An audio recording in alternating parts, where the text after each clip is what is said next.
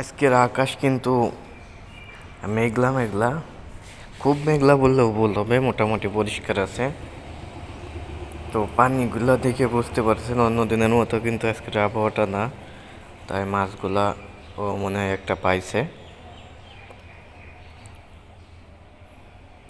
অনেক বড় খোলান দিচ্ছে, বড় মাছ হবে হয়তো। আমি একটু নিচে গিয়ে দেখি। তো অনেক দিন ধরে এই পুকুর থেকে মাছ ধরছি, আরও কিছু মাছ এড়িয়ে আছে। মানে যদি বর্ষা না হয় তাহলে পানি আর একটু শুকিয়ে গেলে এটা মেশিন লাগিয়ে নয়তো মাঝখান দিয়ে আপনার বান্ডাল দিয়ে আরও কিছু ভাই ব্রাদার পোলাপান নিয়ে পুকুরটাকে ছেঁকে পুরা মাছগুলা ধরে ফেলতে হবে, নয়তো মাছগুলা শিয়ালে খেয়ে যাচ্ছে আর অল্প পানির কারণে ঠিকঠাকভাবে বড়ও হতে পারছে না, যার কারণে মরে যাচ্ছে। তো একটা ব্যবস্থা অবশ্যই নিতে হবে। দেখা যাক। রে কি রে, হুপ ধরে বসে আছিস কে?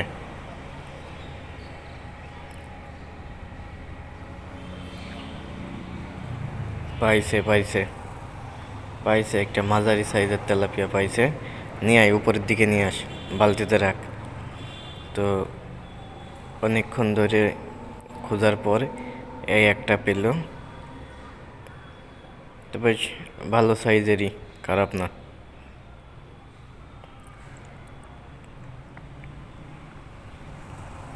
আবার নেমে দেখ, আজকে এক একটা মাছ প্রতি 20 টাকা করে দেব, 10টা ধরতে পারলে 200।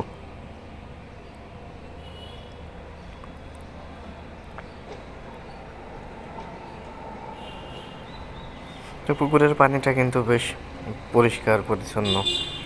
ওই সাইডে দেখেন কতগুলো হাঁস নামছে। হাঁসগুলো অবশ্য আমাদের না, হাঁসগুলো মানুষের, এখানে আসে শামুক খাইতে। পুকুরে ছোট ছোট মাছ আর শামুকগুলোই হাঁসেই খাই। তো যাই হোক, দেখি আর কোনো মাছ পাই কি।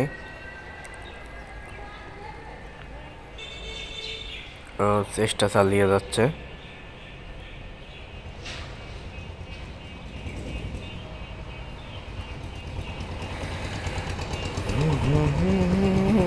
কি পায়ের নিচে বাজছে মানে একটা। ধর ধর, ওই বেটা, ও তোকে নাড়া দিলে ও থাকে, ও দেখ বের হয়ে গেছে।